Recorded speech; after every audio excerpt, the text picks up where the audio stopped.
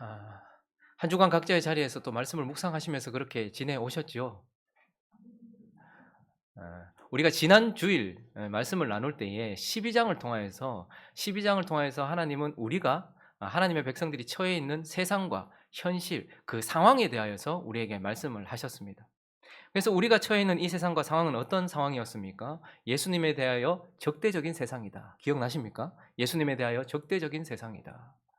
그런 하나님에게는 적대적이면서 그러나 또 동시에 물질, 돈이 신이 된 하나님을 섬기지 아니하고 돈을 섬기며 돈을 사랑하는 물질이 신이 된 세상 속에 우리가 있다. 그러나 무엇보다도 말씀을 마무리하면서 우리는 끝을 향해 가고 있는 세상 속에 우리가 있다라고 말씀을 나누었습니다. 심판과 끝이 우리 앞에 있고 지금 이 시간과 역사는 결국 끝을 향해 가고 있다라고 말씀을 나누었습니다.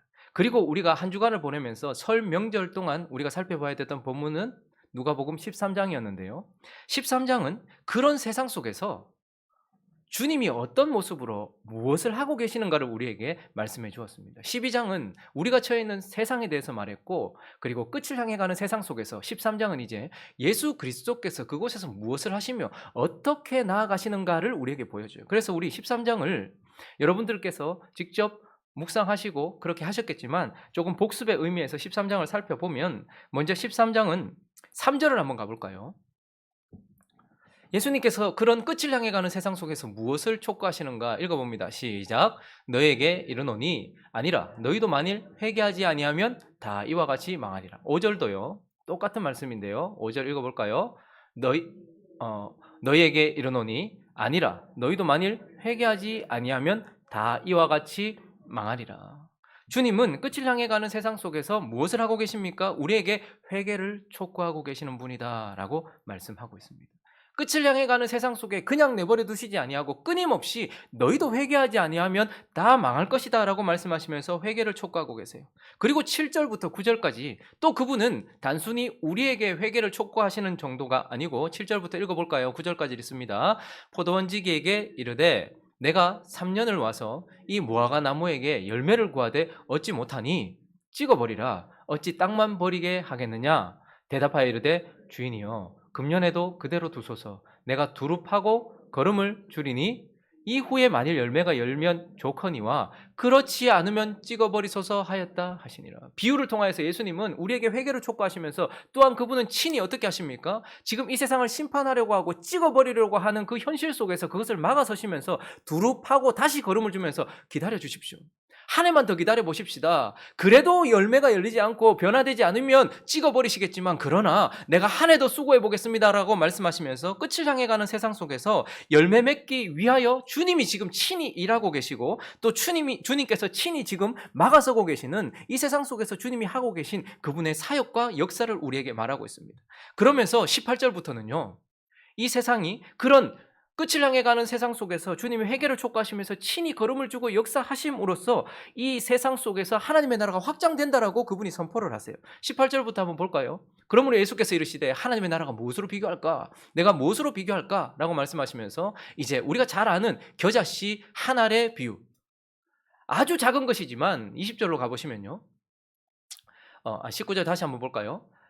19절을 보면 자기 채소밭에 갖다 심은 겨자씨 하나, 가장 작은 씨라고 할 수 있는 그것이 결국 어떻게 된다는 거예요? 자라서 공중의 새들이 그 가지에 깃들일 만큼 거대해지고 있다라고 말씀하십니다. 그리고 20절에는 또 다른 비유를 우리에게 주시고 있는데 21절을 보면요. 여자가 가루 서말 속에 뭘 갖다 부었죠? 누룩. 그래서 그 누룩이 모두 전체를 부풀게 하고 있다.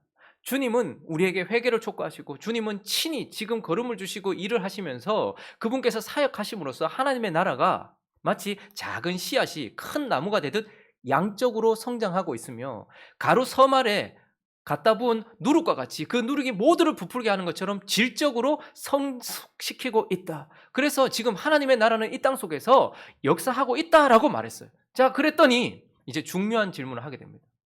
끝을 향해 가는 세상 속에 주님의 역사로 하나님의 나라가 확장되고 있다면, 그렇다면 23절은 이렇게 질문을 해요. 그런 주님 앞에 어떤 사람이 여짜오되 읽습니다. 시작. 주여 구원을 받는 자가 적으니까 그들에게 이르시되. 자, 궁금하죠? 주님께서 그렇게 사역하시고 하나님의 나라가 양적으로 질적으로 그렇게 성장 성숙하고 있다면 하나님의 나라에 어떤 사람이 물으면서 구원받는 자가 그러면 적습니까? 많습니까? 라고 묻습니다. 이건 우리에게 참 궁금한 것입니다. 구원받는 자가 많겠습니까? 적겠습니까? 그때 주님은 많다, 적다라고 대답하지 않고 24절을 보시면요. 읽어보겠습니다. 시작. 좁은 문으로 들어가기를 힘쓰라. 내가 너에게 이르노니 들어가기를 구하여도 못하는 자가 많으리라. 많다 적다라고 말하지 않고 주님은 그 문이 좁다, 구원받는 문이 좁다라고 말씀하시고 들어가기를 구하여도 못하는 자가 많다라고 말씀하시면서 적은 정도가 아니라 아주 희박할 것이다 라고 말씀을 하십니다. 그리고 이어지는 34절을 또 한번 읽어볼까요? 34절을 읽어보겠습니다. 시작. 예루살렘아 예루살렘아 선지자를 죽이고 내게 파송된 자들을 돌로 치는 자여, 암탉이 제 새끼를 날개 아래에 모음같이 내가 너희의 자녀를 모으려 한 일이 몇 번이냐. 그러나 너희가 원하지 아니하였도다. 하나님의 끝을 향해 달려가는 세상 속에서 회개를 촉구하시며 지금도 걸음을 주시고 두릅하시면서 일하시는 하나님에 의하여, 주님에 의하여서 하나님의 나라가 양적으로 질적으로 성장하겠지만, 그랬더니 사람들이 그러면 구원받는 자가 적습니까? 물었더니 주님은 그 구원받는 문이 매우 좁다라고 말씀하시고, 그리고 또한 너희는 원치도 않고 너희는 악하다. 세상은 원하지도 않고 악하다. 그러니까 구원받는 자가 적습니까? 라는 질문에 구원의 문이 너무 좁고, 그리고 우리는 악하며 우리는 구원을 원하지도 않는다라고 말씀하시면서 뭐라고 결국 대답하신 것입니까?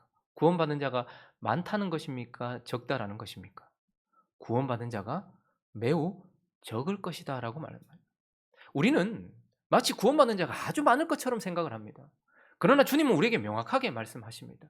끝을 향해 달려가는 이 세상 속에서 주님이 분명 사역하셔서 분명히 주님의 나라는 양적으로 질적으로 성장 성숙하겠지만, 그러나 구원받는 자가 우리가 생각하는 것보다 적을 것이다. 그 문이 좁고 그리고 우리는 악하며 구원을 원하지 않기 때문이다. 이렇게 주님께서 결론을 내리셨어요.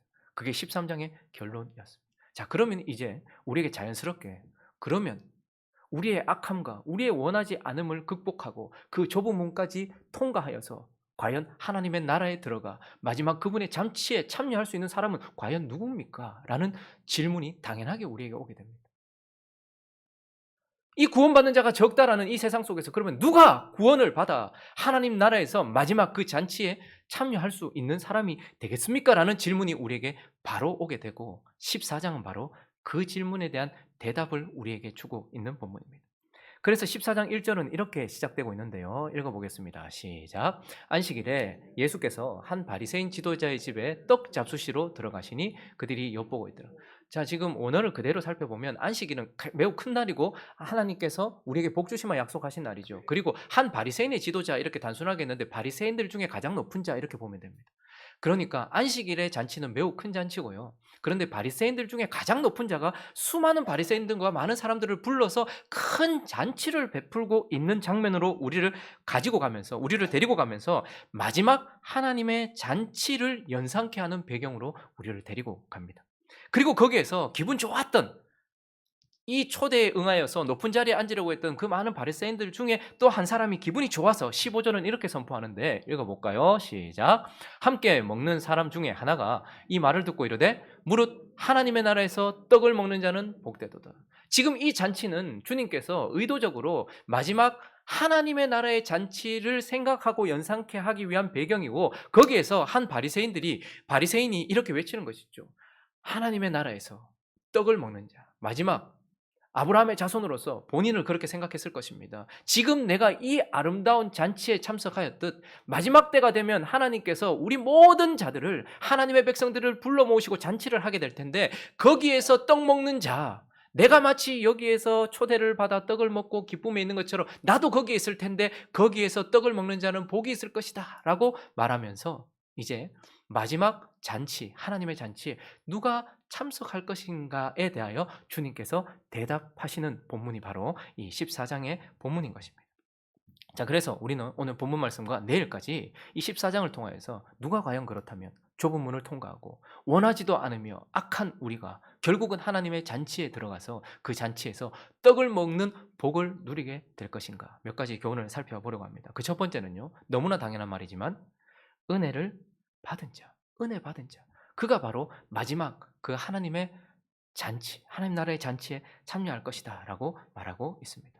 자, 2절을 한번 보시면 그 잔치에 마지막 하나님 나라의 잔치를 연상케 하는 그 아름다운 잔치에 수종병 든 한 사람이 있었다라고 말하고 있고, 지금 이 본문은 벌써 네 번째 바리새인들과 안식일 논쟁을 하고 있어요. 그래서 지금 안식일을 어떻게 지키래, 지금 이런 얘기를 하고 싶은 것이 아닙니다. 수종병이란 그러니까 몸에 물이 차는 거죠. 관절이나 이런 곳에 물이 차는 병입니다. 그런데 어쨌든 수종병은 불치병입니다.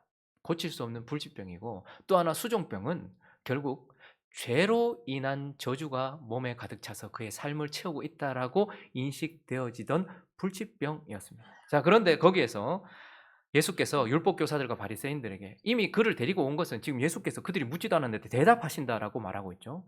예수께서, 그들은 이 상황을 통해서 예수께 질문을 했던 것입니다. 고칠 것인가 말 것인가. 그때 합당하냐 아니하냐라고 했을 때 그들이 잠잠해요. 대답하지 않습니다. 그래서 예수께서 그 사람을 4절에 보니까 데려다가 고쳐서 보내셨어요. 근데 중요한 건 5절입니다. 읽어보겠습니다. 시작. 또 그들에게 이르시되 너희 중에 누가 그 아들이나 소가 우물에 빠졌으면 안식일에라도 곧 끌어내지 않겠느냐 하시니. 자, 어쨌든 지금 이 안식일에 큰 잔치에서 자유를 누리고 회복을 얻게 되는 한 사람이 왜 회복되는가를 5절이 설명하고 있습니다. 왜 회복됩니까? 만약에 안식일이라도 네 자식이나 네 물질이나 네 소유였다면 네가 그걸 끌어냈을 것 아니냐. 그런데 내가 지금 저 수종병 든 자를 고치는 이유가 무엇이라는 거예요? 내 아들, 내 소유이기 때문이다라고 말씀해주고 있는 겁니다. 그러니까 누가 큰 날, 그 마지막 하나님의 안식, 그리고 그 하나님의 큰 잔치에 참석하게 되겠습니까? 다른 것이 아니라 결국 너는 내 소유다라고 처음부터 선택의 은혜를 입은 자, 하나님께서 너는 내 소유다라고 수많은 사람들 중에, 그것도 이 정상적인 사람들 사이에 있는 이 수종병 든 한 사람을 향해서 너는 내 소유다, 내 아들이다라고 하는 선택받은 은혜를 입은 자, 그가 바로 이 마지막 하나님 나라의 잔치에 결국 참석하게 될 것이다라고 본문은 말해주고 있습니다.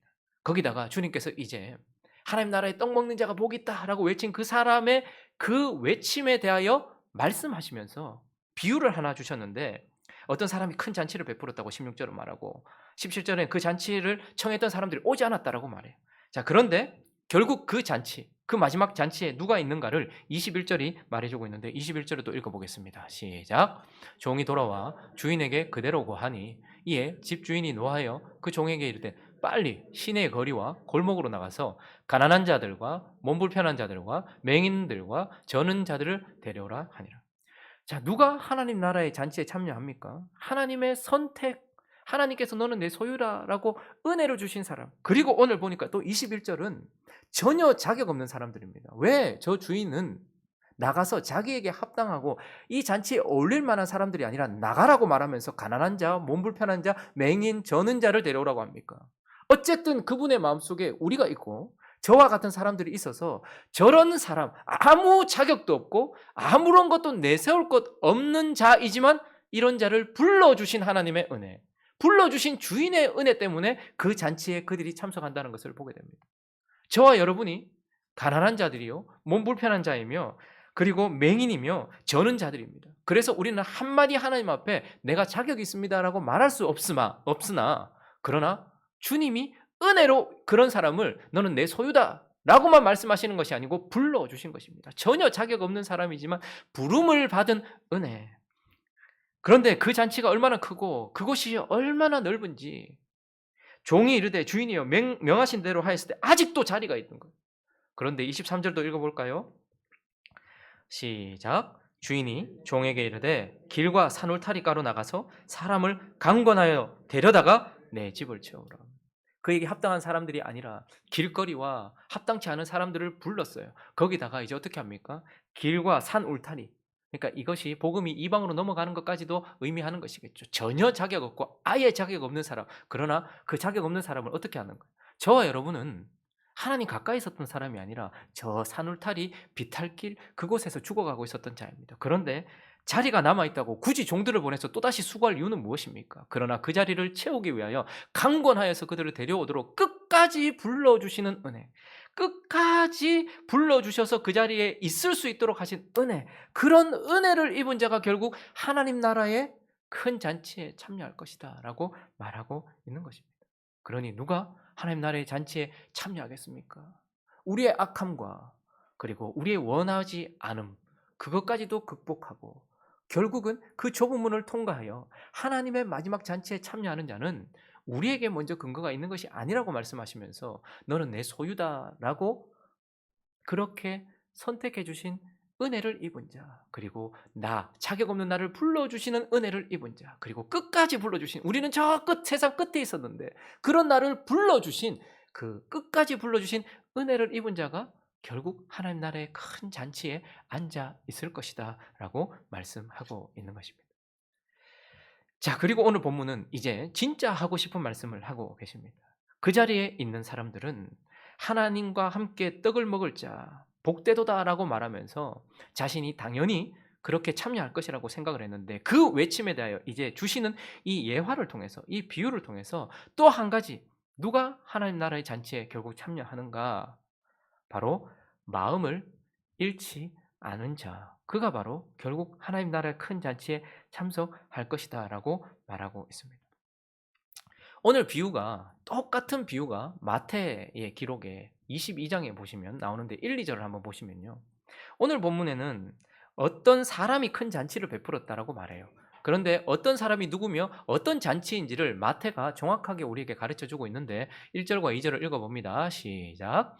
예수께서 다시 비유로 대답하여 이르시되 천국은 마치 자기 아들을 위하여 혼인잔치를 베푼 어떤 임금과 같으니. 자, 그러니 초대한 분은 어떤 임금, 결국 하나님 아버지다라고, 하나님이다라고 말하고 있고, 이 잔치는 어떤 잔치입니까?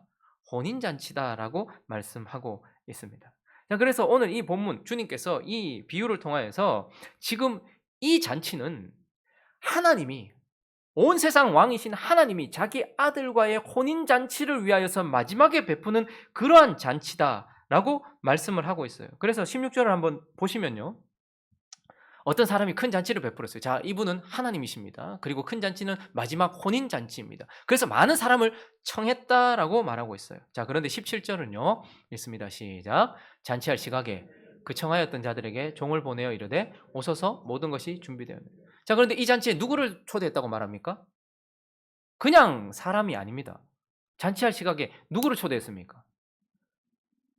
그 청하였던 자들이라고 말합니다. 유대인들이 잔치를 할 때에 초대하는 방식이 이렇습니다. 2번 초대하는 것이죠. 먼저는 초대를 받을 만한 사람에게 먼저 찾아가서 대략적인 시간과 장소, 그리고 그런 것들에 대하여 말하면서 참석을 할 수 있습니까? 라고 먼저 물어봅니다. 그러면 종이 가서 그들에게 묻고, 그 종에 대하여 그들은 어떻게 합니까? 그 참석할 수 있을지 없을지 여부를 그들에게 말하고, 그 여부에 따라서 거기에 맞춰서 잔치의 크기가 결정되는 것입니다. 그러니까 청하였던 자들은 먼저 가서 잔치에 참석할 것에 대하여 이야기하였고, 그들은 참석할 것이라고 이야기한 것이죠. 그리고 나서 이제 시간이 지나서 다 준비가 됐다라고 말하고 있습니다. 오랜 시간이 갔는지 짧은 시간이 갔는지 어쨌든 시간이 가서 이제 다 준비되었고, 그래서 그때 청하여서 그 사람들, 오겠다라고 말했던 그 사람들에게 가서 어떻게 했다는 거예요? 오라고 다시 불렀다라는 거예요. 자, 그런데 모두 사양했다라고 말하고 있습니다. 자, 그러니까 이 임금이 청했던 사람들은 결국 어떤 사람들입니까? 결국 그 임금, 하나님께 은혜를 벌써 입은 자들이라는 말입니다. 그리고 그 하나님의 은혜를 입어서 그분과 관계를 맺은 자들이라는 말입니다. 그리고 그 이전에 벌써 그분과 언약까지 맺었고, 그 언약에 대하여 내가 아멘으로 응답하여서 완전한 언약으로 묶여있는 자들이라는 말입니다. 그러니 그 임금, 그 하나님께서 자신의 은혜를 입었고 자신과 관계를 맺었으며 자신과 언약을 맺은 그에게 뭘 주셨겠습니까? 수많은 선물들을 주셨겠죠. 그러니 이 비유에 나오는 밭이나 소나 결혼까지도 그 임금 때문에 어쩌면 그들이 얻게 된 선물일 것입니다. 그러니까 이 청하였던 자들은 결국은 하나님께 은혜를 입고, 그리고 하나님과 이미 관계를 맺었으며 하나님과 언약을 맺어서 하나님의 선물로 가득한 인생들에게 가서 마지막 잔치에 참여하라라고 말했다라는 것이죠. 자, 그런데 18절을 보시면 어떻습니까? 결국은 일치하게 다 사양하였다라고 말하고 있는 것입니다. 그러니까 그들은 벌써 언약도 맺었고 그들이 하나님의 은혜 가운데 선물로 가득했는데 그런데 그들이 사양했다라고 말하고 있습니다. 왜 사양한 것입니까? 그 주인과 그 임금과 관계를 맺고 은혜를 맺고 그를 사랑하게 되어서 그와 언약을 맺었는데 그리고 그의 선물로 가득한 인생이 되었는데 왜 사양하였습니까? 결국 그들은 이 지금 사양하는 이유를 한번 자세히 보십시오. 나는 밭을 샀음에 아무래도 나가봐야 되겠다. 여러분 여기 논밭 가지고 계신 분들이 있으시죠? 뭐 저는 뭐 없으니까. 그런데 굳이 지금 이 순간 밭을 이미 샀는데 아무래도 지금 나가봐야 될 이유가 뭡니까? 그 밭을 사기 전에 나가서 보고 확인을 해봐야지 이미 밭을 샀는데 그걸 확인할 이유가 무엇입니까? 그리고 한 사람은 소 5개리를 샀다. 그러니까 세트로 샀더니 10마리 샀다는 거예요. 소 10마리면 장난이 아니잖아요. 그런데 뭐라고 말합니까? 지금 소를 시험하러 하필 이 순간 뭐 소를 사기 전에 시험을 하지 소를 사고 나서 괜찮은가 안 괜찮은가 시험할 이유가 지금 무엇입니까? 또 한 사람은 율법에서도 이렇게 말하고 있는 거절할 수 없는 이유를 대는 것 같아요. 장가 들었다. 그럼 같이 가면 되잖아요. 부인과 하나인데 같이 가면 되잖아요. 결국 이게 뭐 하고 있는 것입니까? 사양한다라는 것이 결국은 핑계를 대고 거절했다는 것을 말하는 것입니다. 왜 거절했을까요? 그에게 은혜를 주셨고 그와 관계를 맺어 주시며 그에게 언약을 주시면서 그에게 이 많은 축복들을 주신 그 주인에 대한 마음을 잃었기 때문입니다. 우리의 삶에 이 많은 것들을 주신 그 주인에 대한 마음을 잃었기 때문에 그 주인을 보고 싶은 마음이 없기 때문에 지금 합당할 이유를 대는 것이 아니고 말도 안 되는 핑계를 대면서 주인에 대한 임금에 대한 마음을 잃었다라는 것을 우리는 보게 됩니다. 대신에 그들은 어디에 마음을 두고 있습니까? 주인에 대한 마음, 주인에 대한 사랑 이것은 잃어버렸고 대신에 그 주인이 주신 선물에 대한 마음이 가득하다는 것을 보게 됩니다. 밭이라는 것이 소 5결이라는 것이 결혼했다는 아내라는 것이 보통 일은 아니지만 그러나 그들은 결국 그 선물을 주신 주인에 대한 마음은 벌써 잊었고 그 주인이 주신 선물에 대한 마음으로 가득 차 있다는 것을 보게 됩니다. 그러나 더 안타까운 것은 결국은 이 마지막 잔치에 참여하지 않은 그들은 임금에 대한 주인에 대한 마음과 사랑을 잃었던 대신에 그들은 결국 이 땅의 것에 마음이 완전히 뺏겨 있는 것을 보게 됩니다. 여러분 밭이라는 것, 땅이라는 것은 이 땅에 속한 것입니다. 마지막 그 잔치 때 우리는 새 하늘 아래에서 새 땅에 살게 될 것입니다. 그러니 한계가 있는 겨우 이 세상에 속한 것입니다. 그리고 소 5결이로 시험한다는 그 당시에는 농사가 주 사업이니까 결국 자기의 사업에 전부를 걸었던 것입니다. 그러나 그 사업도 이제 우리가 하나님 나라에 갈 때면 안식을 주시기 때문에 더 이상 우리는 수고하여 무엇인가를 생산해내거나 무엇인가 일할 이유가 전혀 없는 것입니다. 그러나 그는 이 땅의 산업에 그의 마음 전부를 쏟아부었다라고 하고 있습니다. 여러분 천국 가면 우리가 다시 결혼할까요? 그때는 천사와 같아져 우리는 더 이상 결혼이라는 것이 없을 것입니다. 결혼이라는 것도 소중한 것이지만 그래서 이 결혼을 통하여 주님과 우리의 관계를 알게 되는 영적인 의미를 가지고 있는 것이지만 그러나 결혼까지도 결국은 이 땅에 한계를 두고 있는 이 땅의 것에 대한 이야기입니다. 그런데 결국 그는 하나님과 하나님에 대한 사랑의 마음을 완전히 잃어버렸고 대신에 하나님이 주신 선물과 겨우 이 땅에 속한 것에 완전히 마음이 빼앗겼다라는 것을 보게 됩니다. 그러니 그는 마음을 잃어버렸다라고 말하고 있고 이 비유를 통해서 결국 주님은 뭘 말씀하고 계시는 것입니까?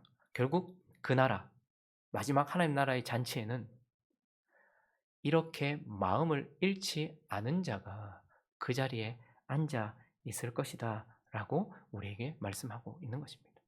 이스라엘 하나님의 백성들에게 있어서 가장 큰 문제가 이것 아닙니까? 이집트에서 종로를 타고 있던 우리에게 하나님이 은혜를 주셔서 찾아오셨어요. 그리고 우리에게 관계를 맺어주셨고 신의 상까지 불러서 언약까지 맺으셨고 우리는 아멘 했습니다. 그래서 우리는 그의 아들이 되었고 그의 신부가 되었고 그의 성전이 되었단 말이죠. 그래서 하나님은 그들에게 선물을 주신 것입니다. 젖과 꿀이 흐르는 가나안 땅.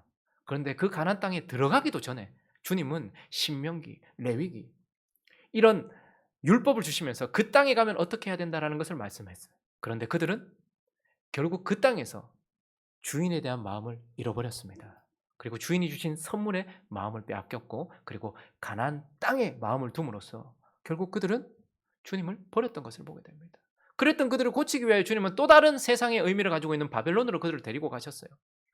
그런데 그때도 어떻게 합니까? 다시 이제 주님이 성전을 짓고 예루살렘으로 돌아오라 했을 때에 대부분의 사람은 바벨론에 머물렀습니다. 그 땅에 마음을 두었기 때문이죠. 그러니 누가 하나님 나라의 잔치에 결국 참여하게 되겠습니까? 은혜를 가진 자가 참여하겠죠. 그러나 그 잔치는 결국 우리와 그분의 혼인잔치예요. 그러니 그분을 향한 마음을 잃지 않고 그 땅에 대한, 그 하늘에 대한 마음을 잃지 않은 자가 결국 천국의 잔치에 참여하게 될 것이라고 말하는 것입니다. 그런데 우리의 문제는 무엇입니까? 우리는 하나님 나라에 어떻게 들어간다고 생각하십니까? 그 잔치에는 우리의 노력이 아닌, 우리의 실력이 아닌 그분의 은혜로 들어가죠. 그러나 은혜만 가지고 있으면 되는 것입니까? 내가 은혜를 가지고 있다고 착각하십니까? 그 은혜는 결국 우리에게 무엇을 마음을 잃지 않도록 하는 삶으로 드러나야지만 그게 은혜인 것입니다. 근데 어떤 사람들은 내가 마치 이곳에 앉아서 하나님의 나라에서 떡을 먹는 자는 복이 있다라고, 지금 이 잔치에 내가 앉아 있듯이 나는 그 잔치에도 앉아 있을 것이라고 착각하고 있는, 높은 자리에 올라가기 위하여, 이 자리까지 오기 위하여, 이 잔치에 초대받기 위하여 자신의 열심과 노력과 경건과 그 거룩으로 지금 이 잔치에 참석했듯이 하나님 나라 잔치에도 내가 그 잔치에 참석할 수 있다라고 생각하는 그런 신앙 형태는 매우 위험한 것입니다. 우리가 아무리 노력해도 그 자리에 우리는 참석하지 못할 것이지만, 그런데 내가 나의 경건과 열심으로 거기 참석할 수 있다고 생각하는 건 매우 위험한 생각이죠. 그건 잘못된 신앙입니다. 그러나 또 한편 위험한 생각은 무엇입니까? 내가 은혜로 그 나라에 참석하는 것이니까 나는 자동적으로 거기 앉아 있을 것이라고 생각하는 것, 이것 또한 매우 위험한 것입니다. 우리는 하나님의 은혜가 그 자리에 앉아 있게 할 것이니까 나는 아무 상관없이 나는 그 자리에 자동적으로 앉아 있을 것이라 생각하는 그런 신앙 행태도 매우 위험한 것입니다. 그러니 자기의 거룩과 열심으로 하나님 나라에 참석하고 들어갈 수 있다라는 것도 문제이지만, 그러나 나는 나에게는 아무런 이유도 없이 그 자리에 내가 자동적으로 앉아 있을 것이라고 생각하는 그것도 매우 위험한 것이죠. 그러니 1세기 그 당시 공동체의 위험은 무엇입니까? 은혜도 없으면서 자기 실력으로 지금 이 잔치에 앉아있듯 하나님 나라의 잔치에 앉아있을 수 있다고 생각하는 1세기 그 공동체의 사람들, 그것이 문제입니다. 그런데 21세기 지금 우리 공동체는 어떻습니까? 하나님이 주신 그 아들과의 혼인잔치인데, 그리고 그 혼인잔치 우리의 신부인데 그 신랑에 대한 마음도 없으면서, 그리고 그 신랑과 함께할 그 땅에 대한 소망도 없으면서 내가 거기에 앉아 있을 것이라고 생각하는 21세기 지금 이 공동체의 문제는 더욱더 큰 것입니다. 누가 그 자리에 앉아 있겠습니까? 그분의 신부가 그곳에 앉아 있겠죠. 근데 그 신부는 어떤 자입니까? 그 신랑을 향한 마음과 사랑을 잃지 않은 자여야 되지 않겠습니까? 땅의 것이 좋아서 그 나라 가지 않겠다라고 말하는 그런 사람이 거기에 앉아 있겠냐 이 말입니다. 근데 우리는 너무나 쉽게 하나님 나라에 자동적으로 들어갈 것처럼 오해하고 착각을 하는 것입니다. 그래서 결국 은혜도 없으면서 그 나라에 앉아 있을 수 있을 것이라 착각했던 그 사람들이나, 마음도 없으면서 내가 그 자리에 앉아 있을 수 있을 것이라고 생각하는 그런 사람이나 똑같이 위험하다라는 것을 우리에게 말씀해 주고 있는 것입니다. 말씀을 정리하겠습니다. 주님은 오늘 이 잔치에서 아주 심플하게 두 대상을 향해서 오늘 말씀을 하세요. 7절에 보시면요, 이제 마지막 하나님 나라에 누가 있을 것이라는 걸 설명하기 위한 배경으로 잔치, 큰 잔치의 배경이 우리에게 소개되었죠. 그러니까 그 잔치에는 딱 두 부류의 사람이 있습니다. 한 부류는 청함을 받은 자죠. 그래서 7절에 보시면 청함을 받은 사람들이 어떻게 해요? 높은 자리 택함을 봐요. 그래서 청함을 받은 자에게 한 메시지를 주시는데 10절을 보시면요, 청함을 받았을 때 차라리 끝에 가라. 그러면 너를 청한 자가 와서 너더러 보시어 올라앉으라 하리니 그때 네가 영광이 있을 것이다 라고 이렇게 말씀하시면서 11절은요, 무릇 자기를 높이는 자는 낮아지고 자기를 낮추는 자는 높이리라. 그 큰 잔치, 마지막 있을 그 큰 잔치가 연상케 되는 그 잔치에서 하나님은 먼저 청함을 받은 자들에게 너 제일 끝에 앉아라. 제일 끝에 가서 자격 없다는 것을 드러내는 그런 모습을 가져라 라고 말했고, 또 한 부류가 있죠. 12절은 보시면요. 또 어떤 부류가 있습니까? 청한 자가 있겠죠. 청함을 초청을 받은 자가 있으면 초청한 자가 있겠죠. 그러니까 또 초청한 자에게 또 이런 교훈을 주세요. 점심이나 저녁이나 베풀거든 벗이나 형제나 친척이나 부한 이웃 청하지 말고 차라리 13절은요. 가난한 자들, 몸 불편한 자들, 저는 자들, 맹인들을 청해라. 이렇게 지금 말씀하고 있어요. 그래서 우리는 단순히 이 메시지를 어느 잔치에 가면 자기 제일 말단에 가서 자기를 낮추는 겸손해라. 그리고 또 누굴 초청하려면 갚을 것 없는 가난한 사람들, 저는 사람들 뭐 이런 사람들 초청해서 구제해라. 그래서 단순히 하나님의 백성이니까 우리는 하나님의 백성으로서 겸손하고 그리고 하나님께서 주실 것을 기대하면서 구제해라.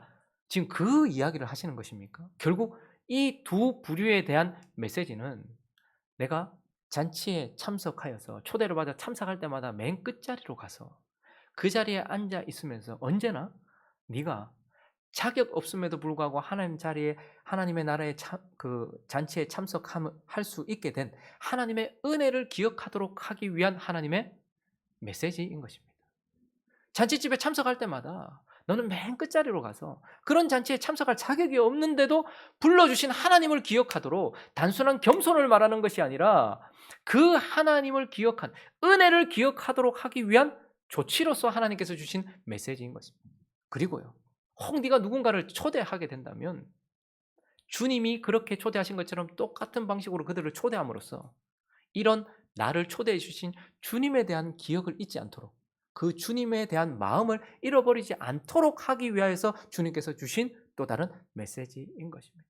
그러므로 우리는 이 21세기 오늘 2021년 2월을 살고 있는 우리가 하나님 앞에서 누가 그러면 이 마지막 때에 주님 분명히 말씀하십니다.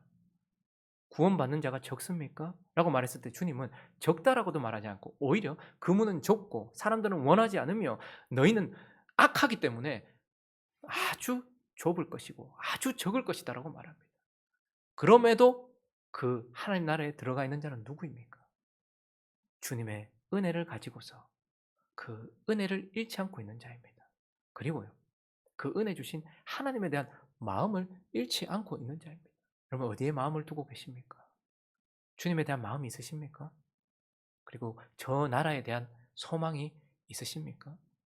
우리는 이때 이 바리새인처럼 은혜도 없이 들어가려고 하는 그런 무서운 오해, 착각에서도 벗어나야 되겠지만 마음도 없으면서 그 자리에 앉아 있을 수 있을 것이라 생각하는 그 무서운 오만과 착각에서도 벗어나야 됨을 기억하면서 주님 앞에 합당한 마음을 가진 자로 살아가는 저와 여러분 되시기를 예수 그리스도 이름으로 축원합니다.